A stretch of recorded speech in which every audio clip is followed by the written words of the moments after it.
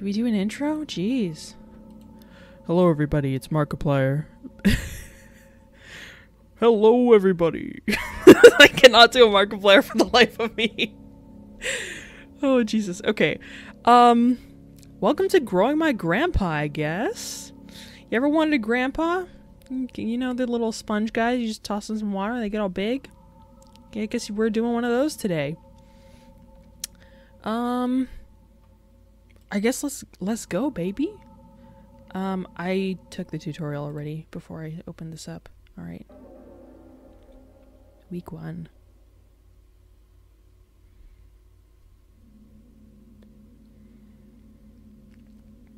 I excused Adrienne during music class today and spoke with her about her recent string of demerits. It was our first time meeting outside of our quarterly evaluations, and I believe it went well. I can certainly understand Mrs. Richardson's classroom observations concerning Adrienne's emotional state. She was, of course, intensely shy when we first met. As I understand it, she is similarly withdrawn in her classroom activities and only speaks or acts when she absolutely must. Something she simply will not do. Instead of participating in mandatory group activities, she will sit alone and accept that she will receive a demerit. Gosh, I relate. This was me in school. What does that mean? Am I a horror game protagonist? Before the meeting, I read Mrs. Richardson's parent-teacher report, which allowed me to estimate some about Adrienne's home life.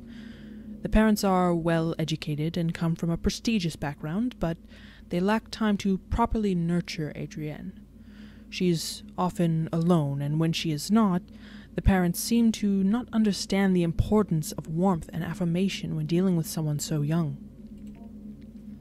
Having two parents of this reserved and icy temperament exacts an inhibition in a child. The child's imagination is subdued, but only ostensibly, for it eventually finds its way into regular life. I surmised that I would be able to reach out to Adrienne by way of make-believe. How are you liking your new house? You've told me you used to live close by, but it can still be a big adjustment. A new room, a new school. The basement. I like that. The basement? Yeah, well, there's a lot of cool stuff. Mom and Dad sent me down there. Your mom and dad made you go? Yeah, but there's lots of cool stuff. Well, that's not why they sent me down there, though. Why did they send you down there? Fighting. They were fighting. Shouting. I came in to help and they shouted at me. They said, "Go clean up downstairs." So I went. That sounds tough. Do they fight a lot? No. Well, they, It's alright, Adrienne. Maybe you can tell me more about the basement instead? Okay. Well, it was weird at first, the stuff down there, but cool. I found something living, sort of. That's very interesting, Adrienne. Please tell me more. By indulging her in her fantasies and stories, I was able to glean more of an understanding of Adrienne's anxiety surrounding her home and parents. The symbols of Adrienne's story seem to carry their own traumatic weight, and her exploration of the basement may very well be a vehicle for the conveyance of her anxiety. Whatever might come of our next meeting, whether she will engage in similar make-believe, I will set down her story here. Adrienne's story begins with her delving into the basement with a trash receptacle and the goal of cleaning up. She discovered one of the walls was covered in plastic bags. She went to investigate, intent on tearing away whatever they covered.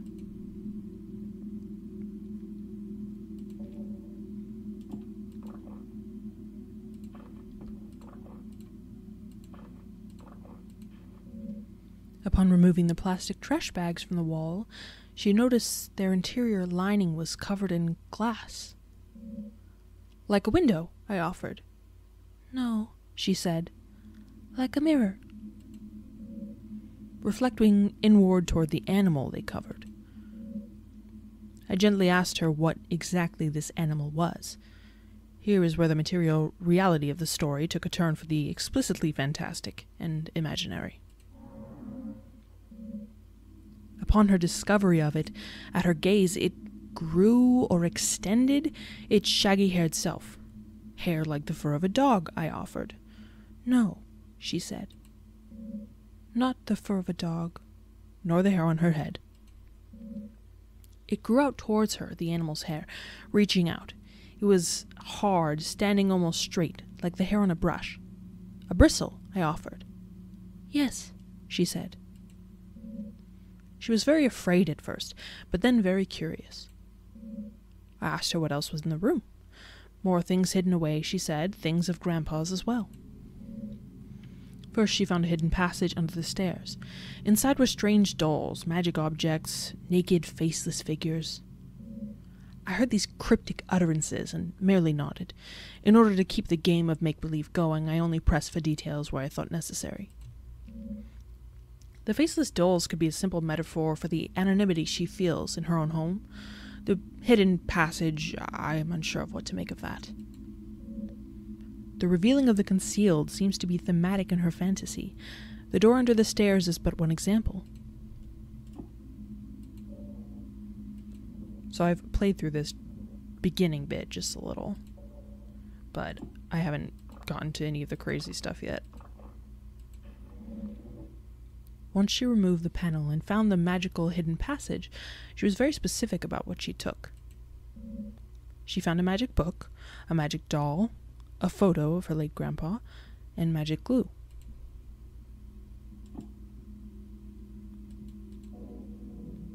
A slouching doll. Its material is rough and coarse.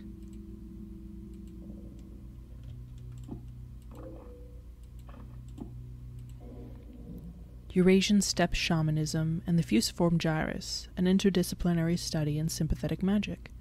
A dissertation by Jacob Hart. These papers are crudely bound together to form a book. The impetus of this research was the recognition of a particular pattern in fragments of documents relating to magic and magico-religious practices. Numerous sources were drawn from: commentaries on laws relating to the banning of sorcery and necromancy, compilation of folk charms relating to love spells, hagiographs of saints and their encounters with devils. The list spans many centuries and a great distance, from the Levant to the Khazar Cognate to the border of the... Sorry if I said that wrong. Cognate? Maybe? To the border of the modern nation-states of Russia and Kazakhstan today. From this paper trail arose a consistent account about a certain form of magic relating to the binding of demons to a sorcerer's will. A demon called the Heaven of Needles, or the Angel of Needles, was known to be kept best by shamanic keepers or wards who suffered from face blindness. Oh geez. Prosopagnosia? Whether by birth or through developmental causes like a stroke or head injury. Yeah, that's probably a reliable guy. No offense, stroke victims. It was known to be extremely effective, but terribly dangerous, so much so that it became outlawed several times and was generally a popular scapegoat relating to unexpected death. This nexus of oh, shit. No! The book! No, come back! Okay, well, that's gone for now, I guess.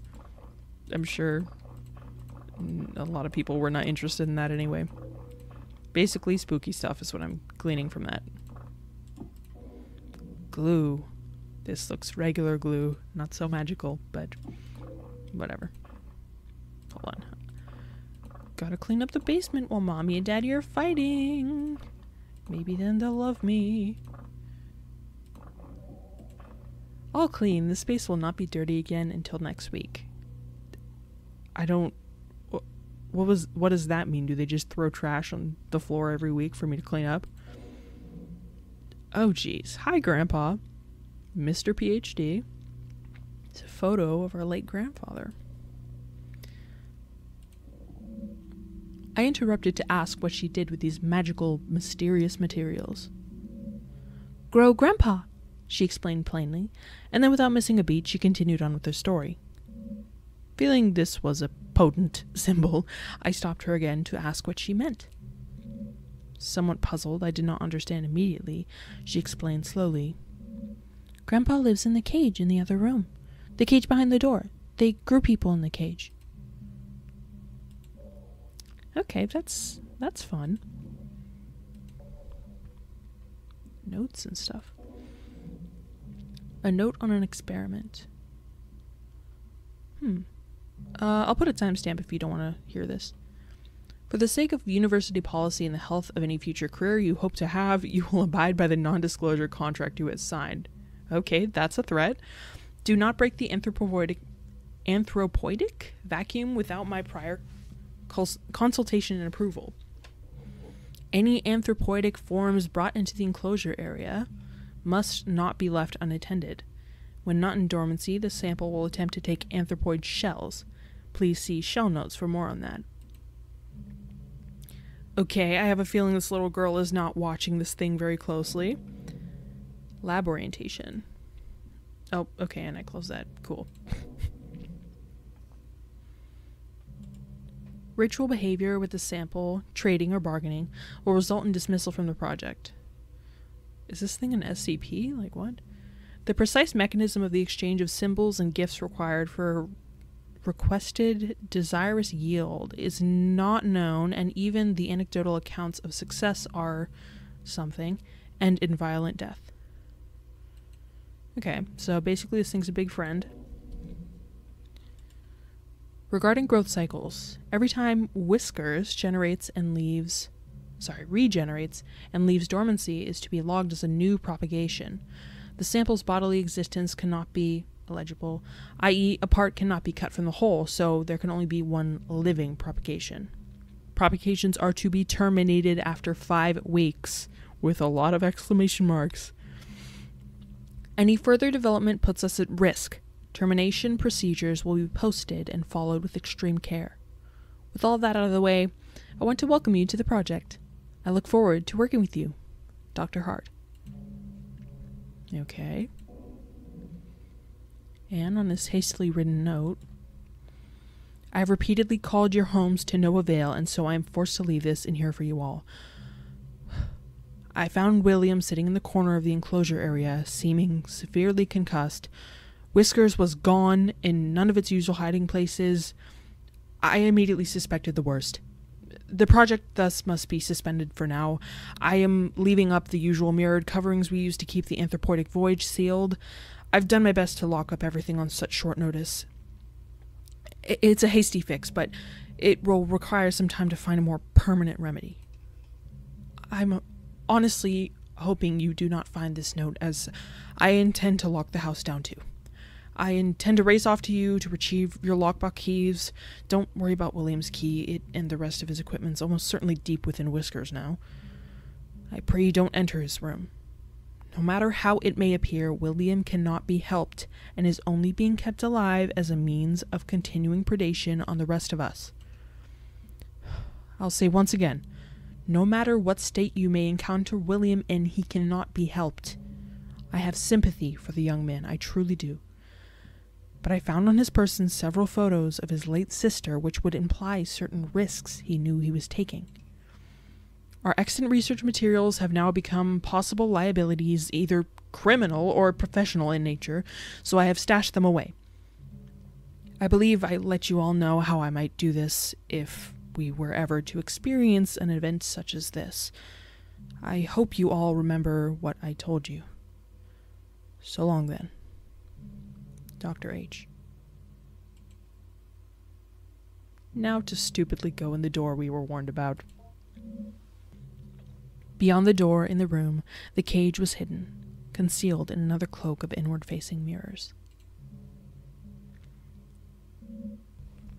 A hidden cage lined with mirrors. It's strange. Okay, I keep clicking away all the dialogue.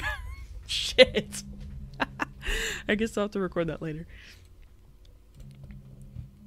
The tarp. Something tells me we should not be taking this apart, but I think we're doing it anyways. Alright. At the cage, she finally cast her spell. But it was confusing, she confided at first. She took the magic doll, the magic glue, and the photo of her grandpa, and she combined them, and she wished very hard. I can only assume in this fantasy that next her wish would come true. In what child's story would it not?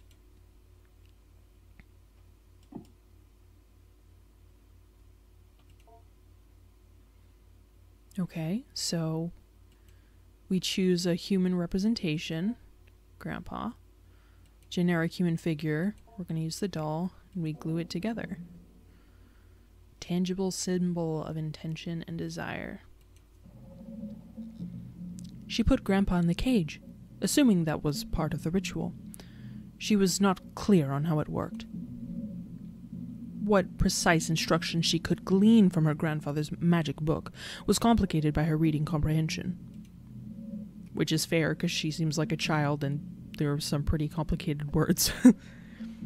She wished with all her heart. Oh, bye. Fuck. I did it again! I cried really hard, she said. I wanted Grandpa to be back.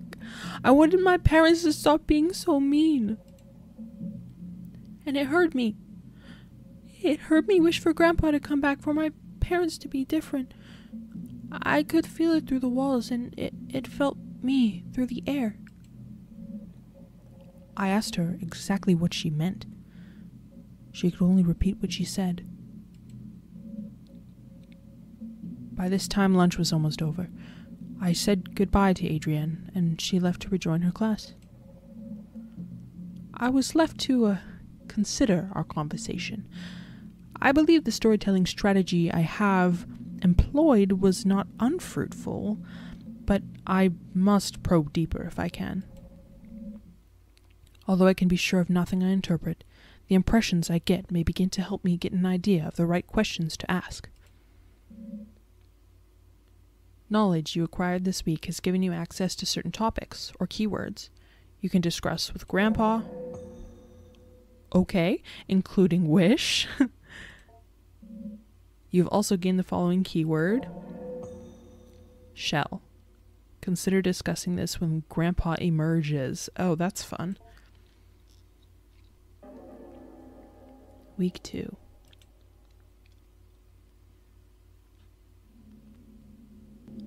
I met again with Adrienne in order to address her emotional outbursts in the past few weeks. It is our second time meeting, and while it is standard practice to have multiple sessions with a troubled student, as I assemble a report for her counseling department, I could not help but think, as we sat down in my office, that Adrienne already seemed to show a remarkable change in self-esteem and confidence, and perhaps my and Mrs. Richardson's estimations of her as emotionally disturbed was erroneous. The paralyzing shyness and withdrawn attitude Adrienne possessed last week was not entirely diminished, but she seemed to hold herself differently this week. However, this only lasted as long as our conversation pertained to initial introductory pleasantries. When I began once again asking about her parents, her feelings regarding her new school and her new home, she quickly lost what new confidence she had gathered up and withdrew again into herself. So, once again, I partook in some collaborative make-believe, but this time I was aided by the fact that I had managed to do some research into Adrienne's grandfather, and I had some insight into what she might actually be finding in the basement. Now, this may be overstepping my bounds some as a school counseling caseworker, but this was all in the service of making Adrienne comfortable and happy in this learning environment. In any case, I was able to dig up information regarding the grandfather by inquiring at the university in town. Not that I make it a habit of sleuthing, but I had a suspicion the grandfather was a professor there, or at least some sort of researcher, due to the fact that the newly constructed laboratory on the campus I drive by every day bears his name in memorial. He was some sort of anthropologist or linguist or neuroscientist. I did not have to dig that deep before the scope of his work became dizzying and I ran up against the limits of my undergraduate education. But back to the make-believe. What is your grandpa like? Is he a smart man? Not anymore, but I'm teaching him. So he's grown a good deal then. You've been feeding him well? Yeah, he's getting bigger, but he has a lot of room in his cage. He's still behind the bars? Yeah, well, he might be able to climb out eventually. There's this vent at the ceiling. Oh, well, perhaps if he climbs out, I can meet him someday. Yeah, maybe, but he's not ready to leave. He can't take care of himself. I have to feed him, pick up after him. Ah, you store the food in your lunchbox. That's nice of you to share. He can almost talk. You cannot speak with him. He doesn't have a mouth, sort of. But how do you feed him? He has a mouth on the outside on his shell, or the stuff that is his skin. I'm a little confused. Maybe you can go through a typical day with your grandpa? Okay. I asked her to explain how exactly she goes about growing her grandpa, and Adrienne began another tale. According to Adrienne, in the week that had passed, much had changed in the basement. Okay, suspicious lack of giant blob thing. The hairy thing that was here before is gone. Yeah, no shit. Let's check on Grampy. Peepaw! How you doing, bud? Waken, my friend. It was scary at first, she said. The way he moved, the way the dull skin covered him. I wanted to interject. This somehow seemed inappropriate, but I kept listening. When I look at him, she continued, when I think about him, he grows and moves. It's like he's growing for me. So he's growing bigger now? I asked. Yes, she said. Bigger every day.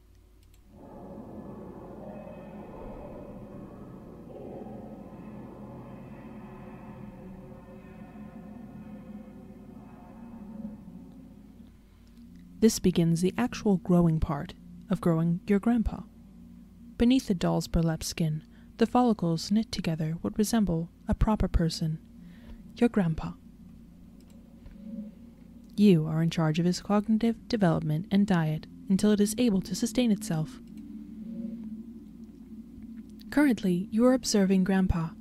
Please click the arrow back button below for a brief tutorial of your duties as a caretaker. Here we can see a variety of options regarding growing your grandpa. Highlighted in red are objectives related to feeding and teaching Grandpa. Important messages regarding Grandpa's recent activity will also appear here. You will need to find it food and learning material before you can move on to the next week. Some foods will make Grandpa happy, others merely content. Some foods will make Grandpa disgusted to the point of nausea. Learning material is also scattered throughout the basement. Seek out vocabulary tars. Seek out vocabulary cards intended to help teach English and basic anthropoidic concept formation. The options highlighted in red are related to navigating around Grandpa's enclosure. The Go to Grandpa option will let you perform all actions directly related to Grandpa. Feeding, teaching, observing, etc. Accessing the Study Corner will let you go over any documents you pick up as the weeks go by. It's a good idea to learn about the work of the people who last occupied this space. Accessing the Kitchen Corner will let you search for food in the old refrigerator and prepare food for Grandpa, if need be. The Help button will replay this tutorial. The Save Game button will save your current progress. You can only have one save file at a time, so if you have save data, you will be asked if it is okay to overwrite it. The Exit Game button will take you back to the main menu. More buttons may or may not appear depending on your development of Grandpa, so watch out for them. One final note. Take care to explore the basement at your leisure. However, Due to the entropic nature of clutter and trash, different weeks may allow you to find things you have not previously discovered. Good luck. What are we getting ourselves into here, y'all? What does that do? Oh, my lunchbox. Okay, let's go find some food for Grampy. Let's look in the fridge. Okay, we've got some edible looking lettuce. Grandpa might like that. What is that? Oh, and a brown banana. Can we make that into a thing? Soft fruit or vegetable? Okay. Well, I guess we have to find something grosser for Grandpa. Let's keep looking around before we do anything. Let's study. I guess we should probably figure out what Grandpa's supposed to be eating before giving it to him. Ah, and these are the notes I accidentally skipped. Okay. The magic book. Did we read over that already? I think so. And if you want to read that again, you can pause. Orientation note 1. Right, don't do all that stuff. Don't break up things, blah, blah, blah. The same... Oh, this is... Okay, so this is the one I accidentally skipped. The sample's exposure to some of our neuronal, that's interesting. I don't know what that means. Activity is unavoidable. However, the speed at which it desirous yields. Huh, I think I did read this. Oh no, I did not. Holy shit. The sample's exposure to some of our neuronal activity is unavoidable. Ah, I see. The sample's exposure to some of our neuronal activity is unavoidable. However, the speed at which its desirous yield is produced can be dampened by several precautions regarding le horny and emotional urges. Sorry, libidinal. Keep conversation not related to lab work to a minimum. If you begin to suspect you are developing attachments to your colleagues, contact me as soon as possible. Okay. So he wants to know the tea. Got it. Ritual behavior with the sample, trading and bargaining. Okay, I've done this one. And then I don't think I skipped this one, but we'll just double check. Yeah. No, I did read it. And then if you want to pause that. Okay, so apparently we've already studied all of these. Examine educational posters. That was the alphabet, I think. What is this one? Family togetherness. I cannot read that. Dude, I'm blind enough as it is that I don't need to filter over it. File cabinet 1. Give me all your trash, baby. Yum. I'm going to eat the trash. Is it a thing? Okay. I don't want to know what this is, but apparently I'm playing as a child, and the child would probably pick that up. Oh, it's cashews. Okay. I guess that's fine. It didn't look very good. Okay. Other things in here, coins and stuff, whatever that is, in this paper. An account of an inquisition. Okay. It was said to pass from one family of steppe people to another, but pressed on its ultimate origin, something illegible, somewhere to the south, coiled in a bowl covered in incantations, buried upside down by a graveyard. A common late antiquity demon trap. The keeper, an elderly man in failing health, was ready to expound on and on about the dangers of the organism. But when I asked more pointed questions about the history of its acquisition, I was given curt responses that had a way of circling back to vague warnings. Okay. That's cool, I guess. More garbage for me to munch on. Oh, yum. Yum. This is a lot of trash. Do you guys do this in your house? Do you just throw trash on top of the important things so the main character has to go through all this work to find your secrets. I know I do. Okay, so ripped up stuff in this. Linguistics module, Grandpa. Teach Grandpa this word to read the notes of past educators. Cool. File Cabinet 3. This is a very bizarre game, but I really liked it. You know, I saw a couple people playing this game. I first saw the Game Grumps watch it because I watch them often, and then I wanted to watch someone play it who was like kind of more sultry and didn't really find anything. So I was like, you know what? I'm going to buy the game right now and I'm going to do it myself because I think it's cool. And that's why I'm here. DP's notes? Oh, doctor's notes. Oh my god. Sorry, breaking the horror aspect. Left, right. Left, right. Beep, bop, beep, bop. Okay, I don't think this is doing anything. That was a Friday Night Funkin' reference. Okay, so we've kind of looked all around. I guess I should save. Okay, let's go to Grandpa. You know what? On the other, never mind. Never mind. Let's see if we can prep food. Banana. Okay, no. So I'll save the banana. I'll feed him something else. I'm not going to talk to him yet. Let's give him a peace offering. Okay. Tutorial for feeding. This brief tutorial will go over the basics of feeding Grandpa. Via induction of your unprotected insula, Grandpa has simulated the production of tooth enamel to mimic a human mouth. It will need to be fed through this in order to properly learn and grow. First, you will need to select an item from the lunchbox. Click on the lunchbox in the bottom right corner. The contents of the lunchbox will be displayed. Nice food and bad food. Select an item for the lunchbox, preferably the nice food. Doing so will fill your hand with this item. Note that any food can be put back into the lunchbox by clicking on the lunchbox with a full hand. Before Grandpa can be fed, it must judge the food by smell. Hover your hand above Grandpa's olfactory bulbs. If Grandpa is pleased, it will allow you to feed it. Most foods Grandpa will accept. However, getting Grandpa to consume other things requires some culinary deception. When Grandpa is willing to be fed, hover your hand over its mouth and click. Grandpa will then consume the food.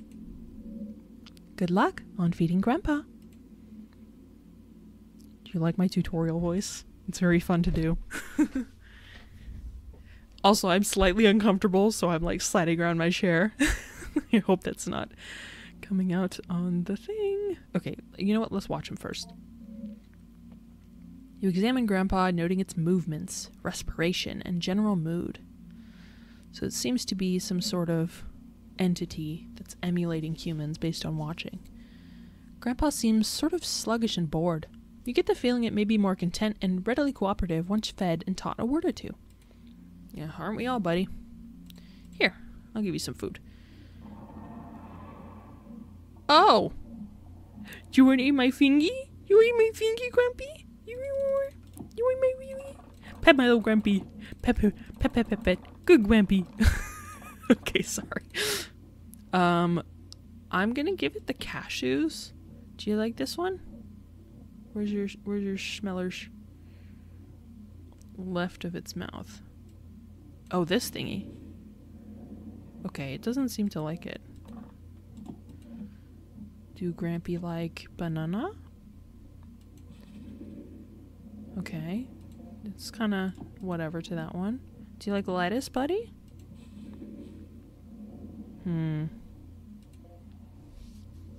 Well, this is what we have. So I'm just going to give him the cashews. Here. Oh, he munch. The meal appears to have been sufficient. You want some more? You want some more, Grampy? See, my problem is that, like, it's too cool, so I'm not scared of it yet. Okay, so it liked the food. Thank you, Grampy. Bye-bye. I just want to pet him. Even though he's gonna, like, eat my whole situation. Grandpa grunts in appreciation and locomotes toward his favorite corner. Okay, 2 times digestible food, which is... that's what we needed. Let's teach Grandpa something. Grampy, let's talk. Okay, he doesn't want to talk. He's very tall. Looks kind of like a Silent Hill guy. Grampy, you want to have a lesson? You want to learn your name? Okay, more tutorials. Normally that'd annoy me, but the voice is fun. This brief tutorial will go over teaching Grandpa pronunciation and vocalization. The vocabulary word you picked will appear on the top left corner. In the bottom right corner, there will be a pentagon that is divided up into 8 sections. A section of the pentagon will be highlighted briefly. A notification sound will play, and soon another selection will be highlighted. You will control a small round icon that sits above... Smowl. A small round icon that sits above the pentagon by using your mouse. The ball is constrained to the limits of the pentagon. The goal is to keep your icon over the highlighted area and move it as the area changes sections around the pentagon. Okay. When you hold left click above the correct highlighted area, the icon will start to vibrate along with the simulated vocal cords, and the current letter of your words will begin to turn red. So, left click, okay. Keep holding over the highlighted section and adjust your icon as it changes place. Soon the letter will become fully red. After every letter becomes red, Grandpa will proudly pronounce the word to you and read it, and will be considered learned. Teaching Grandpa these words will accelerate its cognitive development and lead to further breakthroughs in general intelligence. Okay. I'm gonna be real, I absorbed about 2% of that information. Okay. Come here, Grampy. Yes. G. That's G for Grandpa. Okay, so it kind of like moves it around.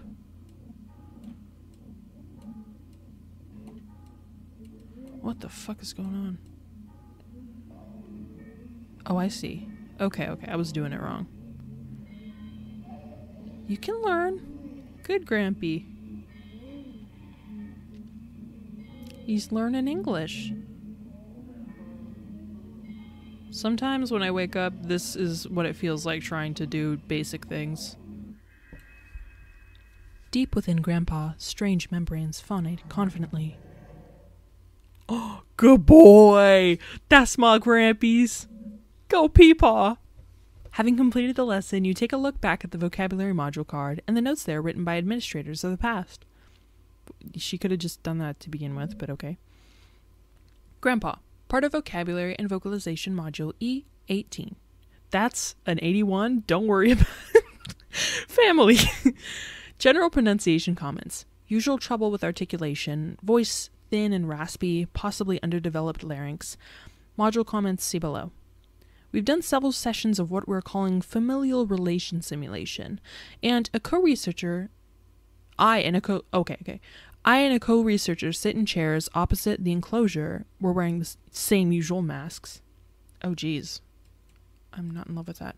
I and a co-researcher sit in the chairs opposite the enclosure. We're wearing the usual masks, and we begin to act out a scene, mostly through improvisation, that might roughly resemble a kitchen table conversation between an immediate family.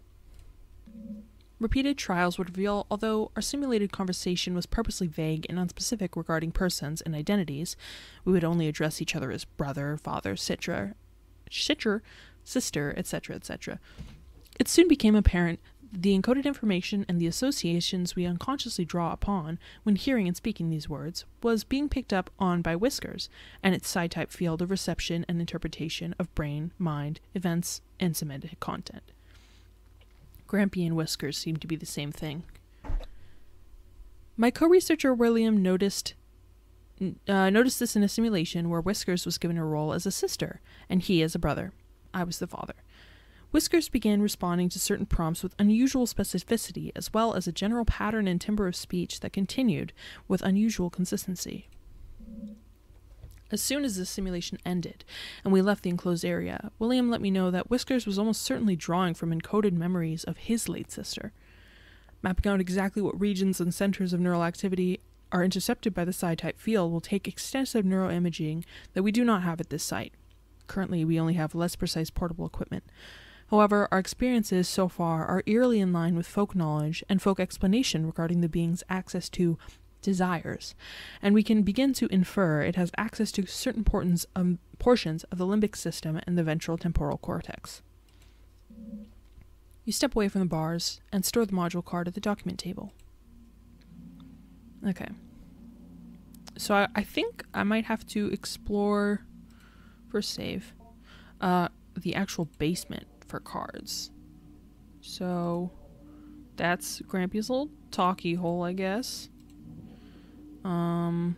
Examine. Yes, I see that as trash. Are we cleaning up?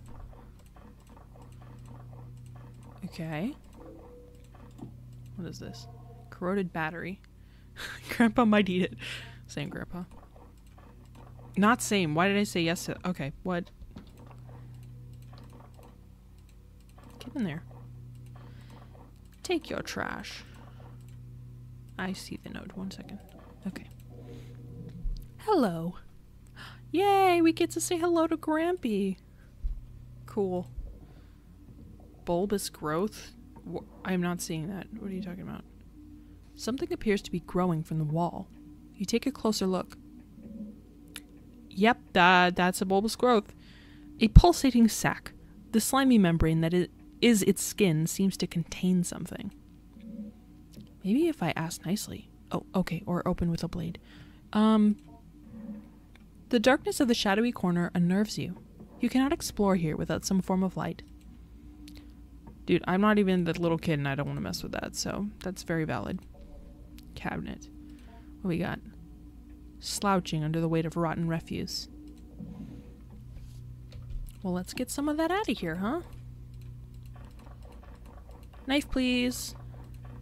Oh, yeah, I get it if I ask nicely. I'm sorry, I'll go home. Wait, I'm already home. That also looks like some yummy things. Oh, blueberries! I thought they were like, I don't know, like nuts and bolts or something. Okay. A lot of this game is just throwing away trash, which I think is very funny because I'm currently sitting in a room that needs to be cleaned and not doing that. Would rather do it digitally than apparently in real life. So are we going to talk about, are we going to talk about the baby faces? No? Okay. An account of an acquisition. Okay. Before we began, he had us all cover our faces completely. An earthenware pot was illegible, and on the inside, as we stole brief glances at it, we could see the interior was inlaid with mirrors. The illegible gave it small pieces of dough, spoiled food, chicken feed, keeping it content. Okay. The keeper gestured toward the small bag where the food composted and told us to be careful not to feed it any meat. Okay, thank God you told me that, because that was my first instinct. I asked it if the rotting food was enough to sustain it, how it might get nutrients from any of this. The keeper regarded me seriously and said it did not matter what it was fed. The act of feeding itself was what mattered. The act of feeding flesh is another act, however. He then gave me another series of grave warnings regarding not keeping any animal-derived foods near where I might be keeping it. Okay, so he's vegan. Got it. And a key, which I don't have. Cool. Safety. Hello, turtle. Hello, turtle. Okay, let's go see Grandpa and teach him how to say hi. Hello, Grampy Whiskers. Would you like to learn a word? This little guy. Yes, teach hello. Hello, Big Mouthman.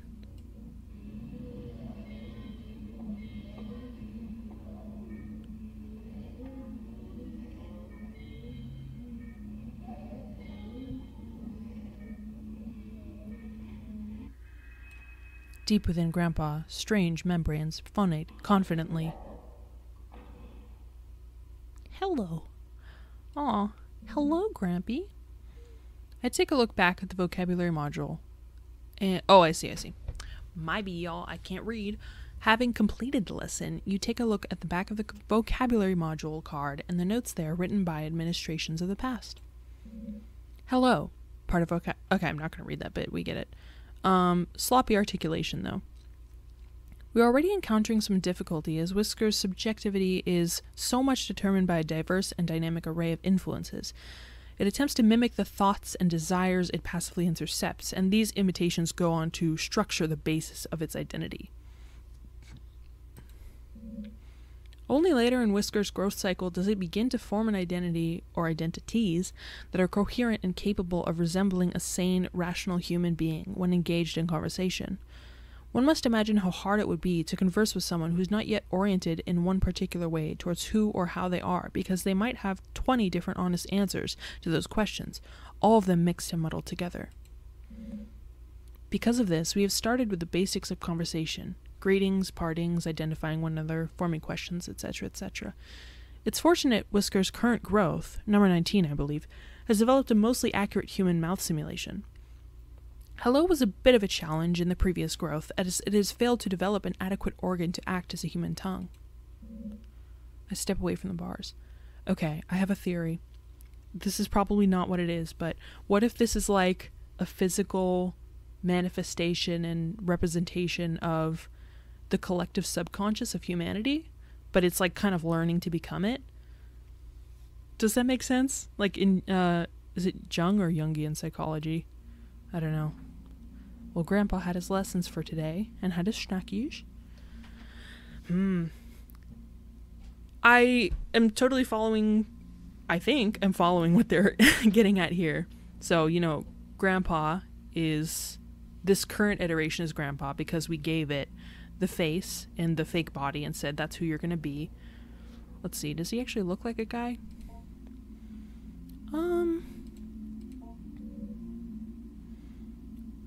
Okay, he definitely just got bigger, right? Yeah, that's definitely bigger than before. So it's kind of like a web of neurons growing together. But the Whiskers element, which is the name of the actual entity that takes over whatever you give it, because remember before we gave it a human-ish shape, and then the face of someone that we wanted it to become, so just the likeness of whoever it is. And that's the Grandpa element, but the actual monster, the spine monster, is Whiskers. So it looks like it's growing inside the burlap doll, and it grows really fast just by feeding it a little bit and teaching it. Cool. Grandpa looks like he's ready to chat, so let's do it. If you can say hi, Grandpa, I'll give you some blueberries. Hello, Grampy. Okay, it approaches the bars and begins to unknit its skin. Oh, we love that. The inner Grandpa, though still not fully formed, is revealed. It may be fruitful to speak with it, if it can respond. I'm not touching that. Okay, so the words we have wish, shall, and goodbye. I'm just gonna say I want to learn more about its biology. With a great deal of effort, Grandpa gurgles fragmented thoughts through its ill-formed lips. Look at Grampy. He doesn't have his dentures in. Skin on my body. All human skin around me. Give her grow more to fit. Okay, so he wants to fill up the sack. Alright, Grandpa's got an inflation fetish. We don't want to talk about that. Let's talk about wishes instead. What do I wish for? Grandpa gurgles. Mother. Well, Father. 2 lives out of the air. The dark spiny filaments that make up the majority of Grandpa's body begin to oscillate rapidly. Oh. The air behind your eyes. I can taste it. Okay, so it can taste my brain, so it feels me, And it knows I want my parents. Something about them. Also, I hope that voice is not too much for Grandpa. Couldn't think of what a entity like that would sound like. I wonder if he'll say the same things. Yeah. Mother, father, new lives out of the air. So I want a different mother and father that maybe get along better. And then he oscillates and says he can taste my thoughts. If this isn't the ideal father figure, y'all, bye-bye, Grampy. Grandpa silently ascends back into its shell. Can I be honest? I know this is like a giant writhing mash. just like a whatever you want to call it, an amalgamation of horror. But I kind of like him. I kind of want to hang out with Grampy in real life. I don't even care if he's going to eat me. Okay, so we chatted. I think we are done with the week. Yeah, I think we're done. Well, I guess it'll tell us if we're done. Okay, so we got some stuff. We read some stuff. Cool. Knowledge you acquired this week has given you access to a new conversation topic to discuss with Grandpa. Language. Fun. Week 3. Do you think Grandpa's going to learn so much about language that he learns better than me, even though I'm a native speaker of my own language? Like, if we create this being that has the ability to evolve intelligence so quickly that he'll just kind of like project the future of English and maybe all other languages, that'd be cool. Because if you look back at old English, it's really goofy. Like the way they spell some things are very funny, and then we have our modern take on it. Like the word flour for, like made of wheat that we use for cooking used to be spelled like the plant, like flowers with petals. And then they just changed the spelling for whatever reason. That's not really a good example, but, there's a whole bunch of evolution of linguistics. I love linguistics. It's so cool. Okay. I'm going to try to not get distracted with all my thoughts. But this is super cool. I'm really loving this. I know I'm not like expressing a lot, but I'm just sitting here grinning to myself. Okay. Back to our school psych. Mrs. Richards approached me the other day in order to remark on Adrian's development. She noted how I lost the ability to talk. I'm speaking Grandpa now. Mrs. Richards approached me the other day in order to remark on Adrian's development.